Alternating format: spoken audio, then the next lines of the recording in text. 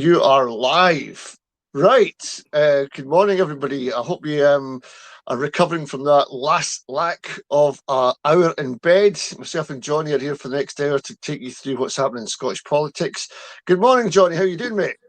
Morning, buddy. I'm grand. Thank you. Thank you. That's good. The sun's streaming in my window, so that's a healthy sign. It's been peeing down all night. Anyway, listen, Johnny, there's been a march and rally in Glasgow, Edinburgh yesterday for the independence cause.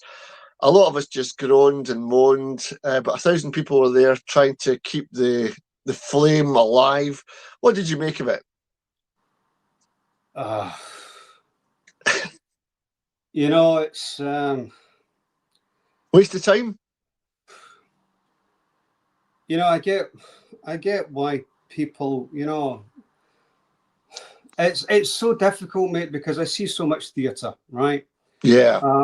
I see, the elements that control all the narratives within the so-called independence movement, that create all the friction between us all, as being the same Orwellian party to divide us. And the SNP being part of that, and was it Business for Scotland that generated Business for Scotland, them being part of it. So that there is not a single group or platform who were involved or whose name you didn't know in the 2014 arena at that point in time that were not part of the Orwellian gig from the outset, right?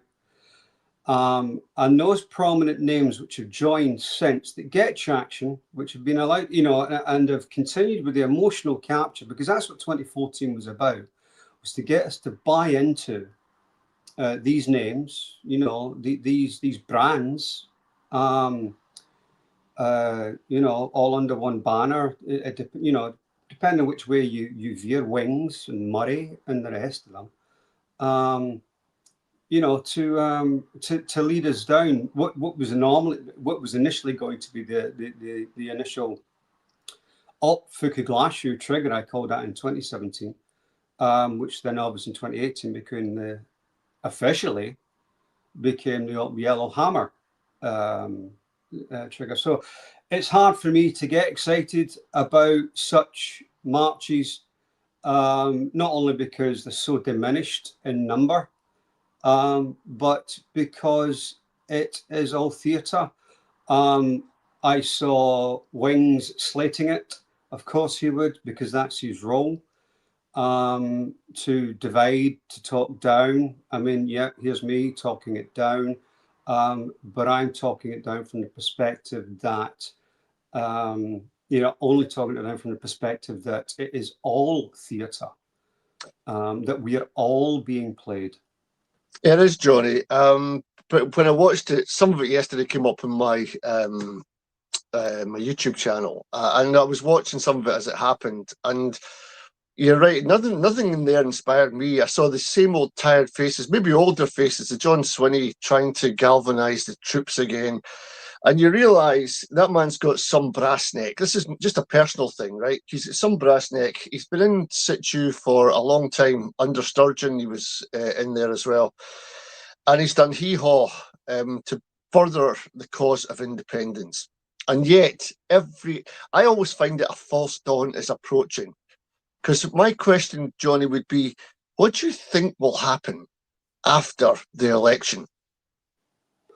And people can't give me an answer to that. They have no clue. Because the SNP haven't given anything for us to hang our coat on. Oh, we're going to do this. We're going to send back at every opportunity a Section 30 to prove how diminished Scotland is. No, you're going to go for a Section 30 for applying for another referendum that could, and in my opinion, will be rigged. Because, and even think about this, Johnny. These elections are so important, right? You think we've come to the crux in Scotland's journey, and we're going to go that way or that way. We're not. They've even said that they're not going to be opening the boxes a day later.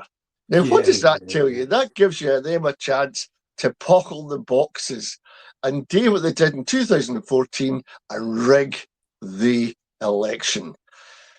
And yet, nobody said anything about this.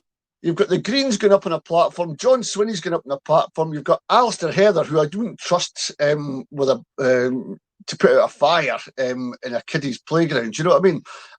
There's nothing about these people that endear me to them, to bring me closer to them, because, and I'm telling you this as an ex-SNP voter, really, and member, that I cannot go near that party now. I'm almost like the reformed smoker, you know, that I can't abide smoke anymore. I can't abide them. And it's because I've lost that emotional attachment, Johnny. I think you're bang on here. And those people yesterday, I think, were just hanging on to, oh, good old Alex Salmond, good old Nicholas, something in their heads that brings them to it. But it's not a rational, thought out proposal they're putting forward to us. And that's where I simply cannot get involved with this. Yeah, and I guess that's part of the, you know, the demoralization process, which, you know, the SNP leadership and, you know, and the supposed, you know, wings and muddy opponents are all part of. I mean, ultimately, you know, just coming back to the 2014 aspect, I was campaigning in Rutherglen at the time. We did straw polling outside. I was doing quite a wee bit of that outside Rutherglen train station. The postal vote taking place, and we were, you know, dishing out leaflets, but we're also asking which way, you know, people had voted in the postal, you know, if they'd voted postal.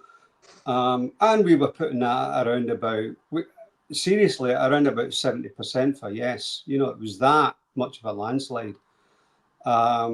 So we were convinced that, you know, that we'd walked it. The idea of, you know, counting or the votes this time around not being counted until, you know, the following day, so, you know, not being left overnight, as it were, that even if nothing is done, you know, untoward is done, then the idea alone, you know, leaves it open to suspicion. That's right. I think we're going to get more of the same. I think now that's the thing. I don't follow, you know, the National, because the National, another are, you know, they're Gannett ultimately. So there's another. I forget the name. So the National and NewsQuest they're owned by another organization who bought, I understand they bought Gannett, but they maintained the Gannett name, the Gannett title, as owning the National. The National, one of the biggest investors in the National are BlackRock, who were recently unveiled by the UK government Scotland office as investing, you know, about to rape Scotland, to grape Scotland.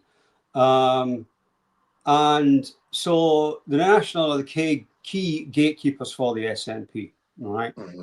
So basically, the National was fed into my Facebook feed, and what, I forget his name, the Baldy elections guru, polling guru. Curtis. That's him. And Stephen Payton, another, you know, actor, basically feeding us that, and that's the thing. So you're always getting fed a perception of what they want, you know, what they need you to believe is about to take place. And so with that perception in mind, it looks like they're going to feed us that the SNP are once again going to be reliant on the Green vote and potentially the Lib Dems, right, to get anything through, budget, etc. Yeah. So I think it's going to be potentially more of the same. They did mention unknown unknowns, right? What I was concerned about was with the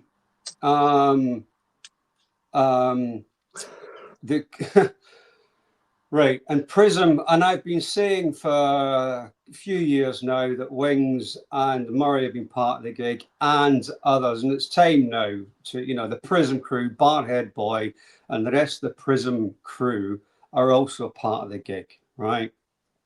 So with the, what's become and it's not a coincidence that you had Salvo Liberation, right? And then Liberate Scotland. That was the kind of Kolomoisky brand, emotional brand playbook. So Kolomoisky got Yeah. Zelensky into power by Zelensky being the or what was the Servant of the People TV show, and Servant of the People Party got him into power. It's the same emotional branding, Yeah. Yeah. So the whole UN thing has been basically, basically, agitation, right? It's bubbling agitation, and anti-English sentiment as well, right? To stir up civil unrest. Ultimately, what is intended, right? And the globalist British state playbook, I can tell you now, right? The globalist British state playbook for Scotland's future is already written in the pages of Ireland's 20th century history, right? That's There's interesting, no, Johnny. there's That, no peaceful route out of the union. There's no democratic route out, and we are being stitched up, right? In the process of being stitched up by the people who have emotionally captured us through 2014, through Salvo Liberation, through Liberate Scotland, and also, unfortunately for some of the honest people who have joined ISP, I believe that Colette Walker is part of the gig as well. well, there are. It's interesting. There are people out there, Johnny, and I'll posit this to you, that see that their role in all this is to try and get into that parliament to affect change. And honestly think they're altruistic. They're determined to do something at best their ability, and they're going into that parliament to try and affect change. The problem we've got is it takes a hell of a lot to get into that parliament. You've got to have money, you've got to have deposits. Even on the list, you've got to buy your own literature and get people to put it indoors and stuff. It's very, very difficult. But I can't really slag people who are wanting to try and make a difference, you know. And maybe it's easy for us to call them plants. They're establishment. But how do they all become connected to each other? Is there some guru above them all pulling strings, or are they just wayward people? It's a good question, mate. I mean, whatever you want to, whoever's above them pulling strings, whatever you want to call them, Committee of 300, Committee of Rome, there's all sorts of names, but in the end up, what's put in front of people is, I guess, by the things they can be tempted by the things that they want, and a combination of blackmail and bribery can tempt most people. Yeah. And if you put the promise of riches in front of them, especially when people, I guess, have been deprived, then that can be enough for a lot of people, But one of the things that's bothered me about the people that lead this camp, that have always had, that have got prominence, and their name seems to matter within the independence movement, right? So if in 2016, Nicola Sturgeon, and obviously she said that Scotland being dragged out of the EU was a material change in the circumstances of the 2014 independence referendum, and therefore IndyRef 2 was on the table, right? Well, then in 2018, surely, when Operation Yellowhammer was announced, right? Well, then being dragged out by military force was a material change. And that should have been a revelation and at least open for discussion. Yeah. It should have been it should have been all over the independence movement. The British state have got a plan to use military force, right, to see through Brexit. Yeah. And it was complete radio silence, right? I By know. the SNP, by the National, by all the prominent indie activists, right, that not only dominated stuff then, but have joined since, right? And I maintain, I absolutely maintain that Scotland's saturated assimilation is modelled on the Nazis' 1933 Volksempfänger radio, full spectrum domination envelopment, a Volksempfänger envelopment of the German people that happened when the Nazis had full control of that thing. And that has happened to us post-World War II, just invisibly throughout. Indeed, Johnny. And if we have a timeline on all these events in the past, I think George Orwell in 1984 alerted me to the fact that these things that occur to us to keep us in place happen every generation in a different guise, but it's the same thing. It's control over us, and it's taken over the whole system. There's a big brother there. And when you're reading George Orwell, it's very difficult to, 5 years ago, it was very difficult to understand where he was going with all this. But see now, Johnny, when you've got the Epstein files and you've got things that are portrayed right across from world leaders and what they're doing and why they're doing it, George Orwell becomes very, very important. And the thing about this is, if we get a timeline to when PRISM started fracturing, if you like, and advising people to go for the Tommy Sheridans and the big names, you know, the Craig Murrays, etc. Well, they were saying before that these people were infiltrators themselves. So it's coming to be them that are looking to make gain from accusing people, then become the main accusers and disruptors themselves. It's very complex, isn't it? So we can't really put a finger on, and this is why I asked, who's the person pulling the strings? Who's got the control over them? Is it money? Is it power? Is it what? Why would they do that? Well, it's probably the promise of money, probably the promise of, you know, riches for some of them, you know, position, power. But for some of them, it's ideology, I guess, because, you know, for some of them, it's rebuilt. Seriously, you know, for some of them, they're rebuilding Rome.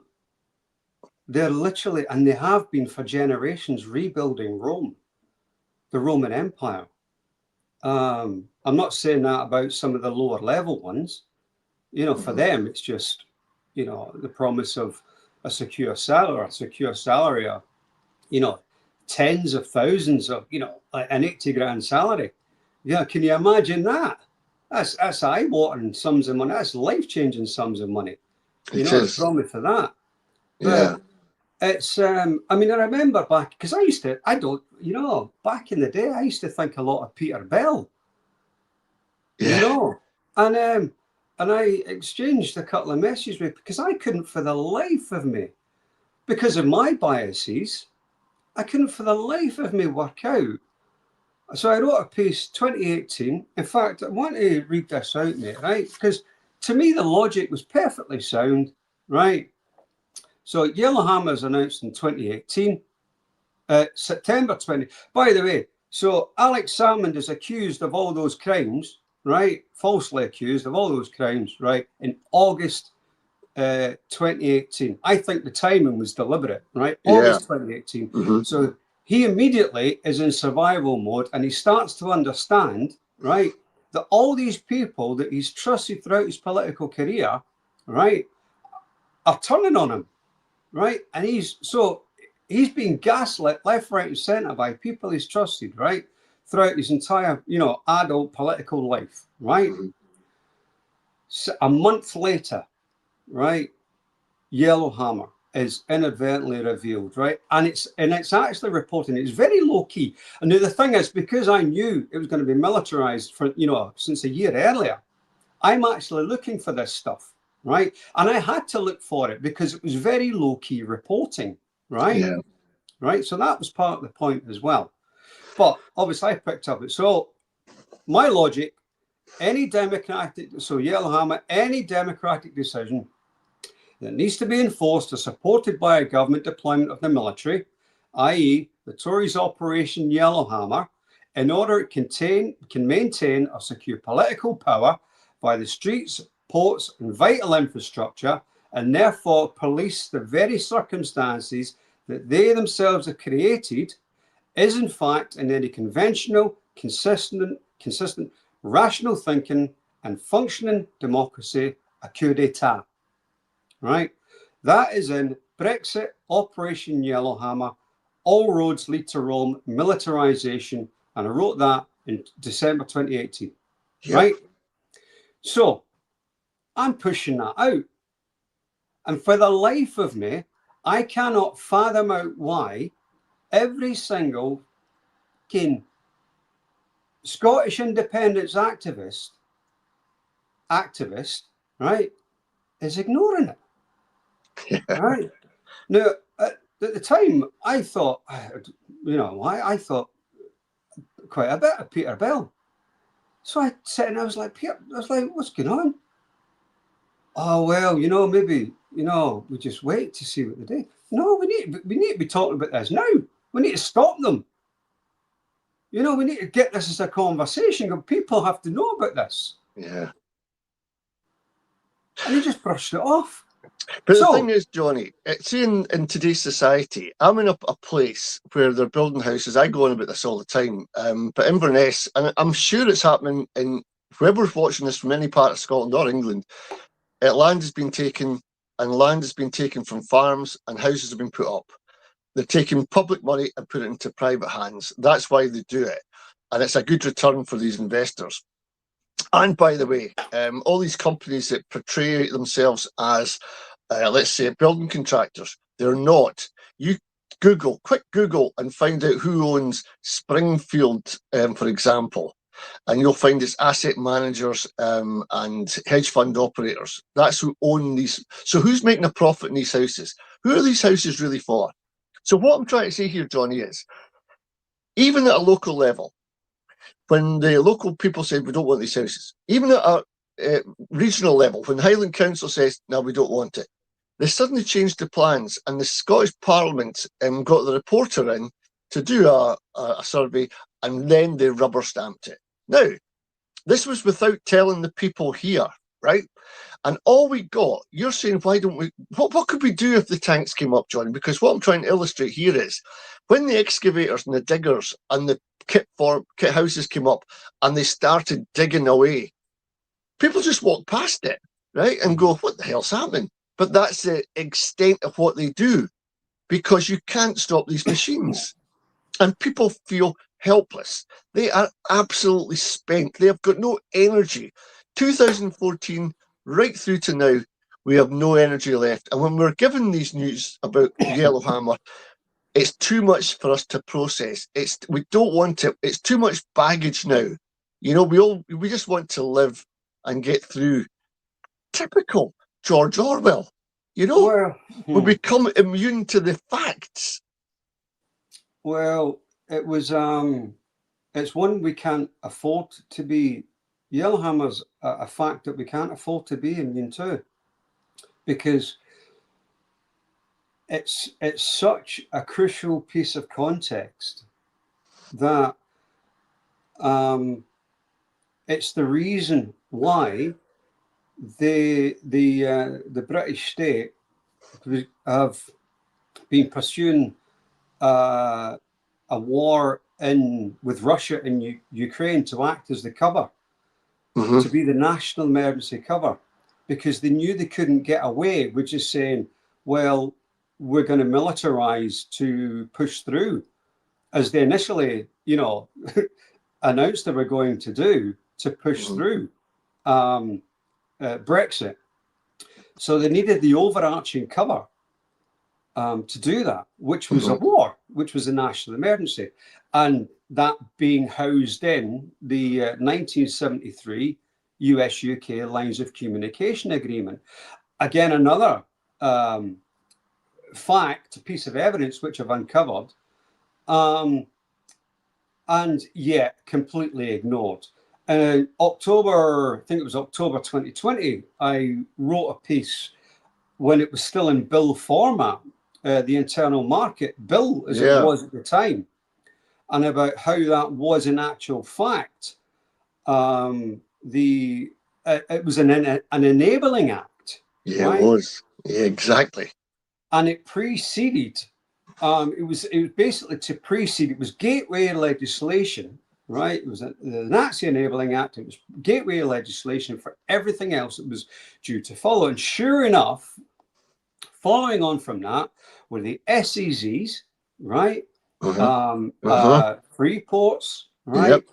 People still haven't caught and done. Some have actually bought into it now, but so too the national parks, so too the corporate acquisition of the hydro developments around the freshwater lochs. Flamingo Land was a development around Lomond, was another, was a, you know, like a cover element to get around there, right? And essentially what the idea was basically coast to coast across Scotland, you would have corporate interests, right, that would have a grip of Scotland's natural resources to start bloody raping Scotland, right? Coast to coast. And this is why, in fact, European Powell, right? European Powell has since blocked me. Yes, an absolute guru on SCZs and free ports, but I don't know how much you can exhaust, you know, that without telling people about the Operation Yellowhammer element, right? Which is obviously what he's left out the loop, left out the conversation, right? Because free ports element and the SEZs, none of it, absolutely none of it, can see its full potential. The Internal Market Act cannot see its full potential, right, until they get a national emergency, until they can get militarization. That's right. That's right. You know, so all of this is linked to the potential war, the war they've been trying to get, which I don't think they're going to get now. No. Which is why I think Scotland's future is written in Ireland's history, be it civil war or a protracted type troubles. So, Johnny, we've seen in America all the marches and demonstrations against ICE and Trump and the Epstein files and the war in Iran. It's just not getting covered. I sent you a picture of all these different places. We're talking about tens of thousands of people. We're even finding people in America who are now deciding to live off-grid. They do not want to integrate to the bigger society, and that means they're not paying mortgages or not paying into the system. Isn't that maybe at a community level how we buck the trend? We say to these faceless banks we were putting half our wages in to have a roof over our head, no more, this and no more, and we stop doing it. If we did that, now this comes from a chat I had earlier on this week with somebody, if we started doing these, fighting back at a local level, taking back our land, farming it for the communities that we live in, and giving space back to our people, because what we're having now, Johnny, is all these houses are going up and they're black and they're grey and they're pointed and they're square, and they do not do our mental health any good. We stop hearing bird song, which is conducive. These frequencies are good for us. We stop seeing colour, which enlightens our brain, our endorphins. We don't get the wind coming in because the houses block it. We get different weather patterns coming into our gardens because the blockage there is a guard against things that we need and have lived with. So at a local level, Johnny, we need to start thinking about who our neighbours are and who we are and what do we want. I cannot for the life of me put my trust in somebody I don't know. I don't know John Swinney. I've never met him. You know, I've never had a conversation or sat down with a beer with him. all I can make up my mind is 129 people in one room cannot fill the needs of 5 million. It's just not good enough, Johnny. And this charade of the Parliament will fix it. Why do we have to wait every 4 years before we get excited again? Do you know what I mean? When you're in power, SNP, the big plan would have been to start making plans while you're in there. Start turning the wheel round. But that wheel has got stuck, Johnny, and that wheel's been stuck deliberately because, and this is just my personal thing in this, every party has been has been infiltrated. They've been absolutely conned by the people they've introduced to the parties. Their programme to get people in has been changed. Now you get what's called career politicians coming in. Not ordinary people, Johnny. It's not you or I that will get in there with our outward arrangements. It's not Commonweal that will get in there. They do a bag of research. It's the career politicians, and they're shoehorned into that Parliament. And this is what I can't stomach. The very place we're supposed to have the wheels of an engine has become moribund. It is now spent. It is no more than a parish council. And SNP and John Swinney and Sturgeon have made it that way.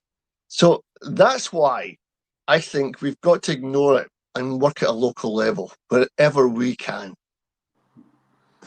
Yeah, absolutely, mate. I can't disagree with that. Obviously, the surveillance state, the track and trace state has gone to great lengths to ensure that, that can't happen. But that's not to say, we don't keep trying. As for, the recruitment of, it's been certainly post-war. It was always recruitment from, the Scottish universities, really, the middle class element from the universities into the unionist parties, initially post-war. So that's what made up your unionist, Labour, Tory, Lib Dems. Mm-hmm. But obviously, when they could foresee, and that's the thing, like the church, the British state, they're always they're thinking a generation ahead. Yes. They're 50, 100 years, ahead. Yeah. They're not just thinking 5, 10 years ahead. So when the new Parliament was coming, Scottish Parliament was coming, they were already recruiting. So this is where Sturgeon and Swinney were coming in. I think it was at the late 80s or something. I mean, obviously, Sturgeon joined when Alex Salmon was there, so she was recruited early doors, So obviously they would have shifted from purely universities, although obviously they'd have recruited from the university still, but they were recruited working class, as it were, but articulate, well-spoken working class for, to make up the SNP and activist elements. But so that's who we've been dominated by, to make up this political class, that we had thought were just purely careerists, but are actors, a lot of them. I mean, I remember meeting Chris Law during 2014, and it's a piece of flotsam had more character. It was just like, I know. I was like, how are you even I know. running? The only reason he got into that Parliament, Johnny, is he had a blue fire engine that he was taking That was it. He's clueless, and he now stays in a castle in Dundee somewhere. Do you know what I mean? You couldn't make this garbage up. But the point you make, Johnny, is an interesting one. This is all done way, way, way back, and it's planned way, way, way back.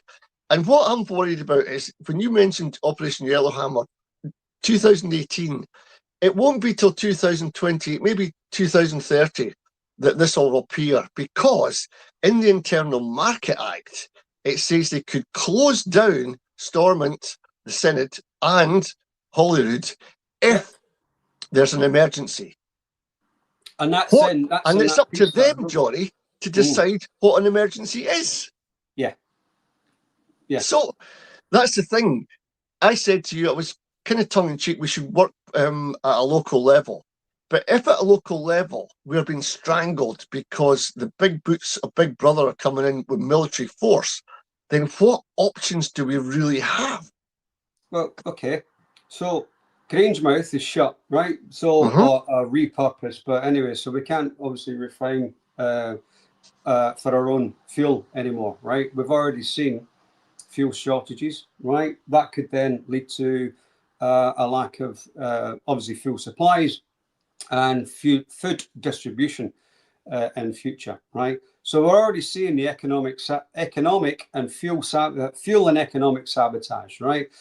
Anybody interested? Look up Vijay Prashad's four common frameworks for US and UK economic sabotage and regime change, right? Yep. Very interesting. It's already underway, Mm-hmm. right? It's already the unregistered vape shop fire. I keep an open mind to that because that nearly put Glasgow Central out of action for good, right? So it was shut for what 2-3 weeks, right? Had that got the whole building, right? Had it got the whole building, right? Then Glasgow Central could have been shut down for good, right? Yeah. So what we're potentially seeing is the salami slicing, isolation, right? Hybrid warfare, right? Aspect of Vijay Prashad's frameworks for it's not okay. So say regime change, but the bottom line is, since the 1707 union, we've the regime changes has been in place, and so basically it's already underway. The economic destabilization of Scotland is already underway, right? Yeah. And so the emergency, the Internal Market Act emergencies that it keeps referring to, and as I said in that piece, which again was buried. Oh, and interestingly, so when I wrote that piece, I thought it was getting traction at the time. And what's her bloody name? Mary Black, right? Oh, yeah. Stood up. I don't know, it was a week or two later or something like that. And I thought, all right, we're getting somewhere. She stood up and did the F word, fascism speech in Parliament, right? And it was me thinking at the time, all right, well, at least we're getting, she didn't mention, anything about the Internal Market Act in relation to, the fascism. Thought, all right, maybe we're getting somewhere. No, what it was and what's actually happening, been happening for years. Wings has done it, Murray's done it. A number of them have done it, right? In fact, Colette Walker was one of them with the East India Company element, right? It was just, and that was disappointing, that was a kick the stones, that one, right? But anyway, Mary Black got up, did that, and what it is to draw traffic away. So the things I'm writing about, it's basically what they do is they create chaff. And so anybody from the independents is looking, to do Scottish independence and writing about, and there's British fascism. Search engines won't return because my results are getting pushed way down. I know. And anybody else is now with greater profiles are getting promoted in the search engines. So so that's what happens there. Can I come back to that thing you were saying about salami slicing, our infrastructure and stuff? Hungarian term. Yeah. This is a common thing. This has happened in the John McClane era when he was striving to get people understanding the situation. It happened before the Second World War. It happens before most wars, actually. People are isolated. and made to feel that there's only one option left for men, that's to join the army, etc. These things go into play. But and I've got to say, it's a pleasure, Johnny. I'm working with Fiona Nelson. She's from ISP, and I firmly believe if you get somebody like Fiona in the Parliament, you've got half a chance. The other thing I like doing about going round doors, Johnny, is I find out what people are thinking. And I've got to say that whenever I put a letter through a box and somebody replies and they come to the door, it's misery. What have you put? What have you got? What are you doing in my property? It's very animosity. They're because they've been secluded in their houses with their phones and their tablets and their TVs. Orwell said this. He said, you'll be in front of a big screen and you'll be there for 20 minutes every day. And you'll get your hate sessions where you build up your hate. And what I'm finding, Johnny, just by putting through leaflets for Fiona through the doors, is that people there's two things. First of all, I cannot believe the hatred, and I'm not using my words here lightly, the hatred of the SNP. In Drumnadrock at Milton and down the road there have been leafleting. The second thing is, what else have we got? What's the alternative? And people are still looking, and it might be a throwback from 2014. They're still hanging on to that emotional thread, that tie, but they're still looking for somebody to go into that Parliament and shake it up. I haven't got it's not for me, Johnny, to say to them, it's not going to happen. I don't want to burst their bubble. Do you know what I mean? It's not for one person for me to say, that's not going to happen, because it's all they've got. This is all they're hanging on to. And that's the thing obviously for a priority is independence, of course. And, it's a one-horse race, but for many, they still haven't processed that the only horse in the race is hobbled, it's rigged, it's owned. And if I can just come back to your point about the salami slicing and socially, it's socially engineering young men in particular towards the military, right? I'm going to read you a quote here, and it's from Atlas Shrugged, right? Which was a fiction, dystopian fiction written by Ayn Rand, right? And it goes like this: there's no way to rule innocent men. The only power any government has is the power to crack down on criminals.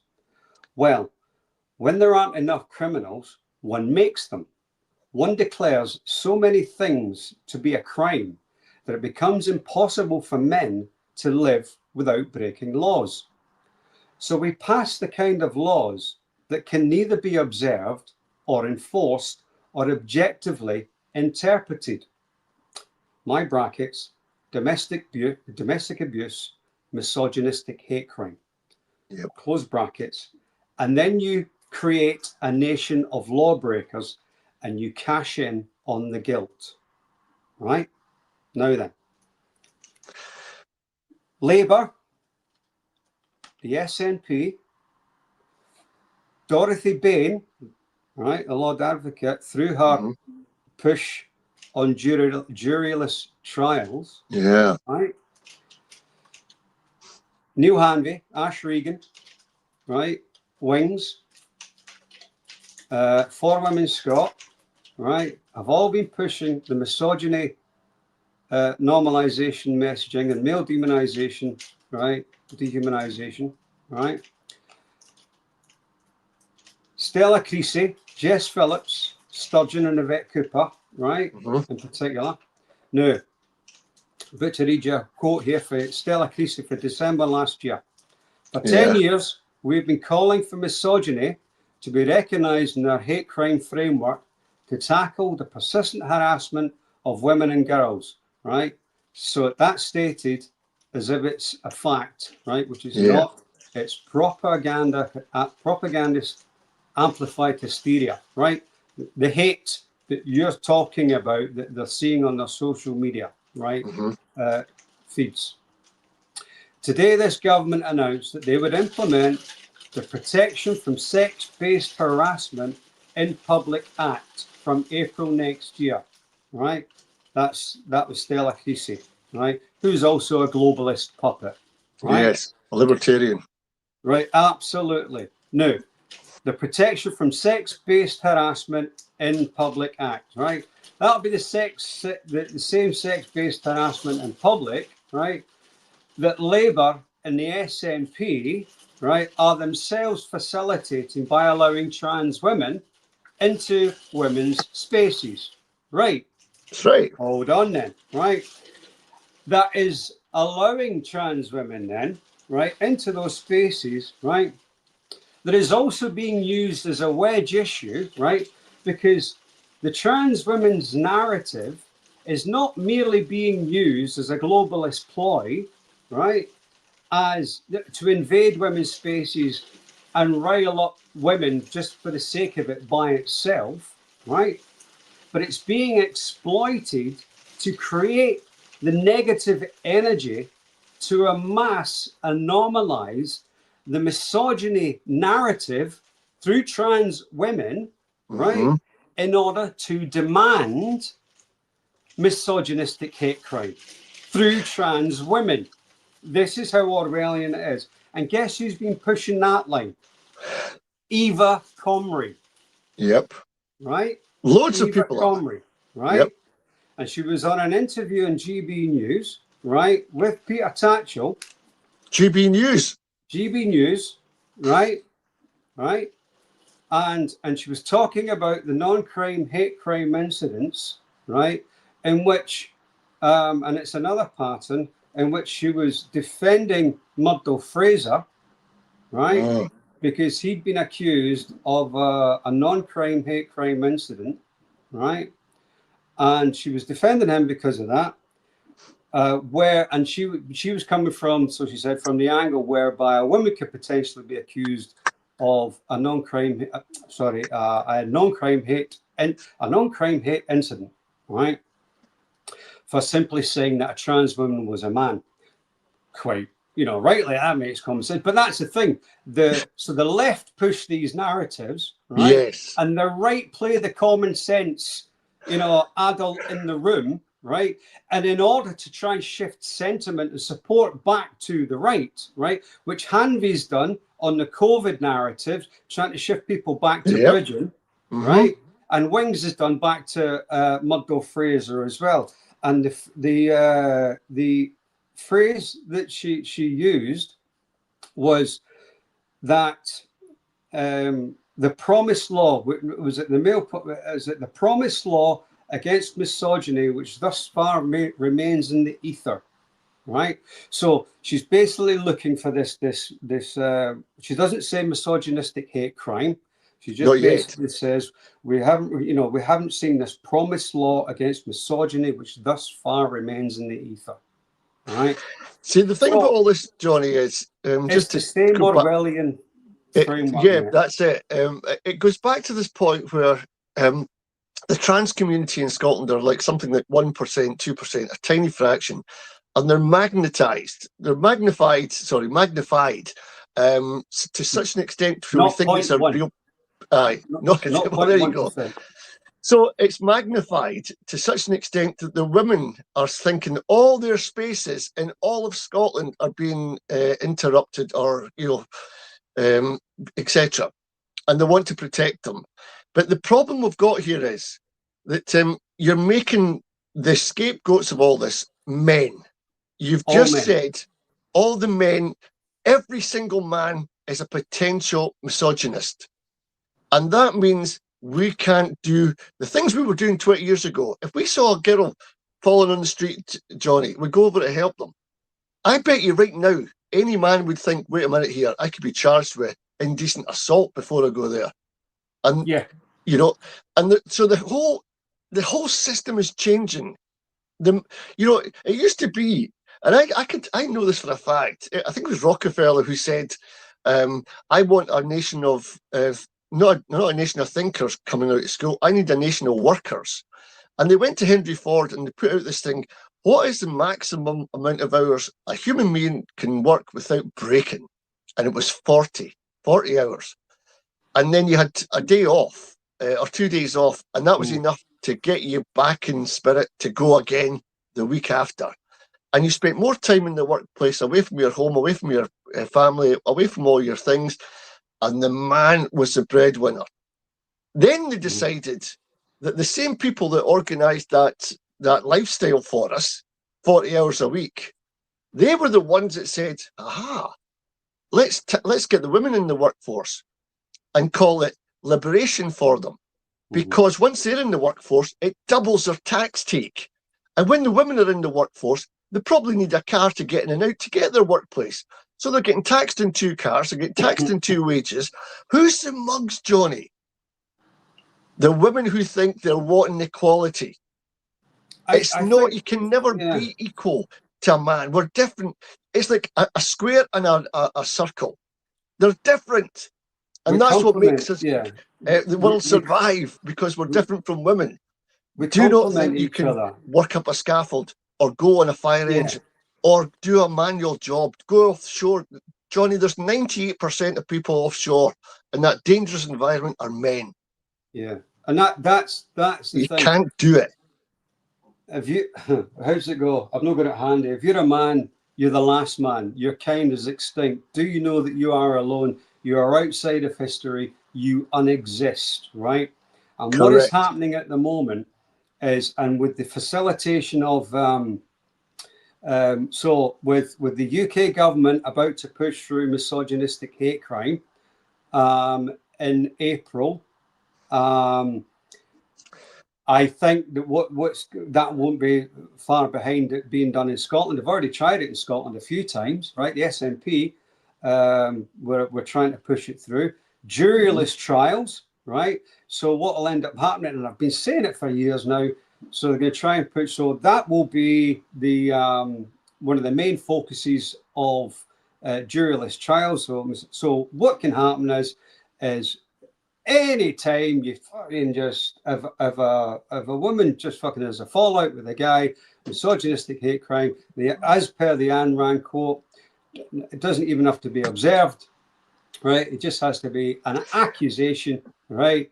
And then basically the guy's got a choice here: fine, imprisonment, and if they ever do get their trigger for war, right? Yep. Then basically it's imprisonment or a fucking military.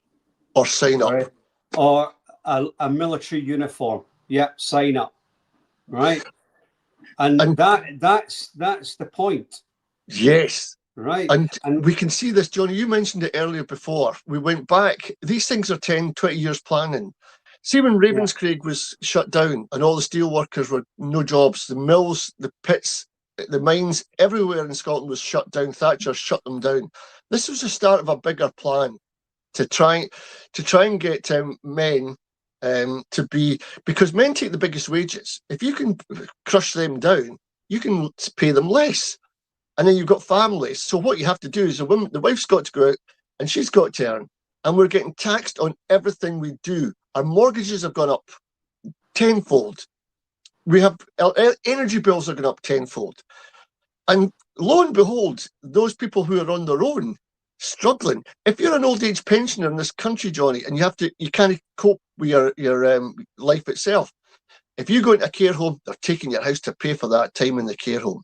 Naughty. It's Orwellian beyond belief, and we're living through it, and we're not doing a thing about it. And politicians aren't speaking about Operation Yellowhammer, what's happened to our communities, what's happened to our living standards. It's not there. It's just grievance politics all the time. And to be honest, Johnny, I am sick and tired of it. It's all in Gaslight and Gilligan in the book, right? It's all in 2017. I wrote that.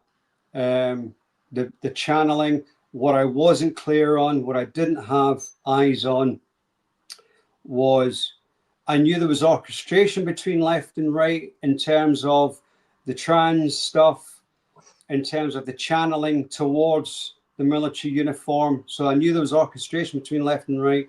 What I didn't have eyes on because of my own biases was how orchestrated it was in Scotland between the SNP and the activists and the unionists. all right, but it's still the same dynamic.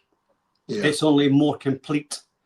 It's only I thought that, you know, during the writing of that they were just victims of the same um, propaganda, you know, that we all were. But no, they're actually part of it. And that became more and more obvious as Yellowhammer came out and they kept silent on it. But here's the thing, Johnny, though. There's 5 million of us, right, in Scotland. 5 million. That's a lot of people. It's happening in Ireland. The Fianna Fáil, Fine Gael. They're all dominated by this, mate, by this screen. They all get their reality from this screen. Well, here's the thing, Johnny. Even in Fianna Fáil, Fine Gael, over in Ireland, they've been corrupted beyond belief. In Iceland, my Iceland friends are saying their country has gone downhill. Tracts of land have been siphoned off to who knows who, and the government's allowing all this kind of stuff. And the gay rights thing is creating a diversion for what's really happening on the other side of Iceland. Because it's fertile, there's volcanoes there, they can grow things. It's very, very, and there's a lot of energy in Iceland. And it's near to Greenland. Who's been speaking about Greenland? So what you've got is you've got all these countries have been infiltrated at the political level. And now they're taking their country and their people down the globalist route. We have to open our eyes and do something really amazing. And it might be massive rallies, but when you've got John Swinney leading a rally with 1,000 people, Alistair Heather shouting and jumping about like he's a superstar, nah, you need tens and tens of thousands, Johnny. And right now, because of the climate we've got, because of the condition we're in, because of the food we eat, and because of the absolute propaganda that's fed to us, we're battle weary. We can't do it anymore. And they've got us in their pockets. Indeed, mate. Indeed. And all we can do, Johnny, all we can do is come on a podcast and say these things. And hopefully it'll drip onto somebody's conscience and maybe something will happen. What I'm wary of, mate, is I think in the not too distant future, I think actions might be taken to besmirch, to darken the name of the independence movement. I wouldn't be surprised if some lower level plants could be hurt, let's say, in order to darken, the independence movement name altogether.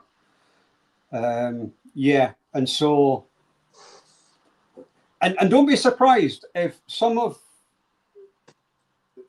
these kind of plant activists who are standing are put in jail to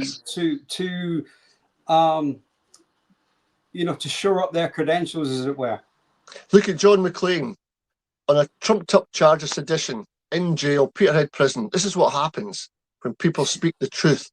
But the truth has to be spoken, Johnny, and I hope in continuing weeks and months, this is what we do. That's a genuine activist, right? But if you've got somebody, so let's say Craig Murray going back to prison, like a Tommy Robinson fucking job again type of thing, Tommy Sheridan, type of thing. I mean, come on, how does Tommy Sheridan, right? How does George Galloway as well not have anything to say on Operation Yellowhammer? Come on. None of them do. None of them do. On the militarization of the British, of Britain as a... Come on. It's the militarization of our democracy. It's going to happen. It's written down on paper. They've got ideas. We know about it. Read up about it, folks. Operation Yellowhammer. And because if they can do it in 1910 when John McClane was about, they can do it again. These things repeat all the generations. They look back in history to see what happened was successful for them, how to control people, and they'll copy and paste it for 2026, 2028, that's what happens. And if we wake up to that and we understand that we're in charge of our own destiny, not somebody else out in the ether, like John Swinney or Keir Starmer, we don't even meet them on a daily basis, then we can't trust them. Politics has failed us completely. It's only now that we're waking up to it, Johnny. Listen, if you've stayed with us for the whole hour, thank you very much. And if you can like and subscribe to our channel, that'd be really helpful. Johnny, we'll catch up again, do some more next week. We'll be looking at the politics, maybe looking at an international look at what's happening, how that affects Scotland. I've got renovations going on, mate, next 3 weeks, mate. I've got renovations going on. That's fine. I'll get another guest on, Johnny. Don't worry to fill your shoes. But for the time being, folks, have a great Sunday, and we'll catch up very, very soon. All the best. Cheers, Johnny. All the best. Cheers, buddy. Take it easy. Bye-bye. Bye, everyone. Bye-bye. Bye.